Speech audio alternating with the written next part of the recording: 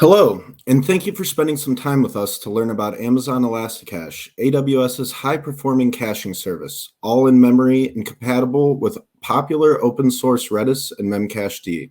I'm Ed Cotton, Senior Go-to-Market Specialist for in-memory databases, and I'll be providing some upfront business context and then passing it over to Damon, my colleague and Specialist Solutions Architect, to dive deeper into the service. Like all AWS services, we listened to our customers and heard an increasing amount of them asking us to help them manage key value data stores. We were being told consistently that hardware and software management and maintenance is expensive. Having to invest in managing the full stack was difficult, and it became hard to manage these workloads in a highly available environment. And when the cache was down, the backend database would get flooded by traffic that the cache would otherwise absorb. Self-managing is also very difficult at scale. Provisioning hardware, software, redistributing the data, and orchestrating it represent ongoing burdens of applications at scale. Amazon ElastiCache is fully managed. It's a service that makes it easy to deploy, operate, and scale a data store, or a cache in the cloud. The service improves the performance of web applications by allowing you to retrieve information from fast, managed in-memory data stores instead of relying entirely on the slower disk-based databases. Key values and benefits of Amazon ElastiCache include extreme performance. Microseconds are the new millisecond, as we say on the in-memory team. In-memory is simply the fastest. It's physics. Some of my favorite features that Damon will touch on include global data stores, auto-scaling, and enhanced I/O multiplexing, which continue to provide our customers more performance at the same price. ElastiCache is highly available and secure. These are a few things that AWS specializes in. Automatic failovers with multi-availability zone deployments make availability to the 4 nines a standard. Continuous monitoring and encryption at rest and in transit. Network isolation also help our customers be confident that their data is secure with AWS. And HIPAA, PCI, and FedRAMP certifications help our customers apply this technology to some of the most delicate use cases. ElastiCache also helps lower costs. It reduces the dependency for our customers to have internal subject matter experts. And we automate releases and provide enhancements such as data tiering and enhanced I/O, which reduce the total cost. ElastiCache is fully managed. You no longer need to perform management tasks such as hardware provisioning, software patching, setup, configuration, monitoring, failure recovery, and backups. ElastiCache continuously monitors your clusters to keep your workloads up and running so that you can focus on a higher value application development. One of my favorite things about ElastiCache is that it's compatible with NoSQL data structures such as sets, strings, geospatial indexes, and streams, which can help you modernize your relational workloads. Now I'd like to pass it over to Damon to show us a little bit more about what makes ElastiCache unique. And I encourage everyone to dive deep and leverage the resources that are provided at the end of the presentation. Thanks, Ed. Now we're going to dive a bit deeper into the actual benefits of the Amazon ElastiCache service. So let's go. Some of the most important features of the ElastiCache service revolve around both the fully managed aspect of a service like this, along with some improvements we've done to make the Redis engine itself cost-effective and reliable. So just briefly, we'll cover in more detail in the upcoming slides things like 100% compatibility with open source Redis, meaning if you have an existing application running on Redis, you can typically just give it a new connection URL and it immediately starts working with complete compatibility to open source Redis. ElastiCache also provides microsecond response times, as Ed mentioned, not just milliseconds. And at scale, which can be up to 500 nodes in a single ElastiCache cluster, you can achieve hundreds of millions of operations per second. It also provides a complete and automated failover feature to improve the availability of your applications, which we'll demonstrate later. So we'll get into most of these in the following slides. So lastly, another aspect of the ElastiCache service is the fact that it simply integrates with several other AWS services to make your life easier and provide a common experience across your environments. So first, let's start with security. ElastiCache provides both encryption in transit as well as encryption at rest. So you can specify Redis accounts both in the engine as well as integrate it with the AWS IAM and link those IAM users to ElastiCache for Redis users, which maintains a consistent authentication experience. You also have the option to rely solely on the ElastiCache for Redis engine to both authenticate and authorize your users, meaning you have access to role-based access control, the ability to rotate passwords for individual users, and more.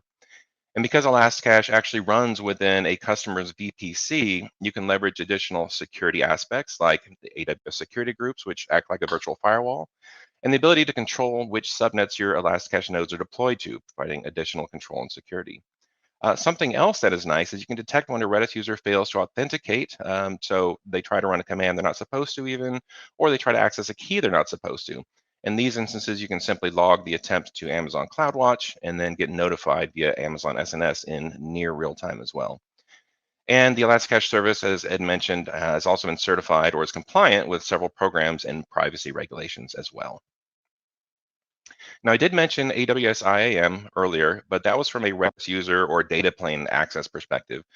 We also provide IAM integration to AWS users, so you can control what type of AWS control plane actions they can perform and on which ElastiCache resources. So for instance, one administrator may be able to start a snapshot backup, while other users have privileges to create new ElastiCache clusters, and some can start an online migration, but maybe others can't. There are a whole host of actions that users can execute on different resources, so it provides you enhanced control over your environment as well. Now, ElastiCache provides the ability to not only take a snapshot backup and send this data into an encrypted S3 bucket, but we can restore that data to an existing cluster or even create a brand new cluster by seeding it. So for example, if you have a production data set backed up, you can take that same data set, restore it to your test or integration or staging environment, and you don't have to have the same number of shards. The architecture itself doesn't have to be the same as the original cluster. And keep in mind, we store these backups in the standard open source Redis database backup format. So you can actually take them and restore them anywhere you want. One of the great things about ElastiCache is the ability it provides to administrators to seamlessly scale horizontally, and that's either in or out. So you can start with a single shard, maybe scale out to 2 shards, then 3, and continue to incrementally scale on a shard by shard basis or even tens of shards at once. You can also scale back in incrementally, so you don't spend more than you need, while we also provide the appropriate amount of compute power for your application. Now, this is a non-disruptive horizontally scaling activity, so your application stays online with no downtime, and it is transparent to the end user. And finally, we also provide auto scaling for your horizontal scaling needs. So you can set thresholds such as a certain amount of memory usage or CPU percentage and have the cluster scale out or in depending on your needs. You can also schedule these scaling activities like on a recurring basis. So if your application gets more activity during the weekend or maybe a big marketing event is coming up and you want to limit the ability to auto scale during just that time, you can definitely do that too. Similarly, we can also scale vertically, either up or down. So the instance type that your clusters use to a different instance type. So as an example, if you're using, let's say, R5.XL instance types, and you want to scale up to an R5.2XL instance type. So now each instance, of course, has been upgraded in the cluster. So what we do first is we provision that new cluster. We install Redis, provision the hardware, secure it, harden it, get it all working. Then we synchronize the data to the new cluster. And once that is fully complete, then we transfer responsibility over to the new cluster and deprovision the old cluster. And you'll want to note that there are no code changes required here. It still has the same URL to connect to, same commands work, etc. So this allows one cluster in one region to be a primary cluster, and its data can be asynchronously replicated to up to 2 additional regions. And this is ideal for a few reasons. First, it provides a great disaster recovery approach, and you can easily promote one of the replica clusters to become the new primary cluster, and the data will now be replicated in the opposite direction to the other clusters. Another great use case for this is when you need extremely low latency reads in a specific region or locale. It's much easier and even less costly to replicate the data once and then read it multiple times from the local cluster than it is to read from a remote cluster for every read. And of course, this is a highly secure, reliable, and very fast replication, meaning it typically replicates data between regions in about or under 1 second. And the last feature I want to talk about before we show you the demo is one of the most cost optimization strategies we provide to customers is this data tiering. So it's called data tiering because if you can picture in your mind a Redis node, let's say that's reached 100% memory capacity, now at that point it has to evict data, expire data, or somehow delete that data to make room for new data in memory. But with data tiering, we've locally attached a super high-speed NVMe SSD disk to that node. And that allows ElastiCache to leverage that extra high-speed disk storage as an extension to memory. So in this example, if we compare non-data tiering to data tiering, we can see it has the same number of vCPUs, the same amount of physical RAM, but then on the R6GD, which is the data tiering instance type, we provide an additional approximately 100 gigabytes of storage, at least on this specific node type, which results in almost 5 times or 4.8 times the total storage of a non-data tiering node. But it doesn't cost anywhere near 5 times the cost. In fact, in this example, it's actually less than twice the cost, but you get almost 5 times the storage. So this is an ideal solution with workloads that are high reads and applications that access a subset of data more frequently than the total data set. So overall, this can provide over 60% savings when the storage is fully utilized. So what we'll do now is we'll jump over to a quick demo just to show you how automatic failover works. This will be fairly simplistic because failover isn't something that is super flashy usually from the user or administrator perspective. It should just work reliably, and that's what I'm going to show in this demo. So I've written a simple Python application that does a few simple things, which I'll demo for you here in just a minute. I'm going to launch the application. I'm going to trigger a failover through the API, and we're going to watch how the application responds. All right. So I'm going to jump over to our console. And this is the ElastiCache console in the AWS console. I'm going to go look at my Redis clusters. Now you can see I have two clusters here, CMD, which is cluster mode disabled, and CME, which is cluster mode enabled. For the sake of the amount of time we have today, I'm just going to show you how this works on one of them. So we're going to go into the cluster mode disabled one.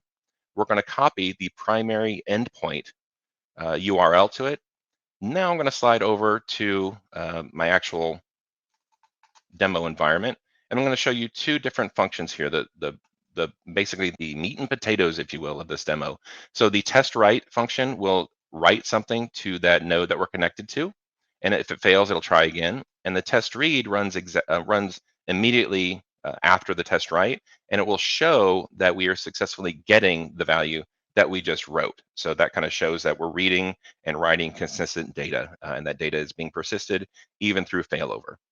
All right, so I'm going to launch this, give it the primary endpoint, and have it start. All right, so starting test. So it starts at 0, and then it continues, 1, 2, 3, etc.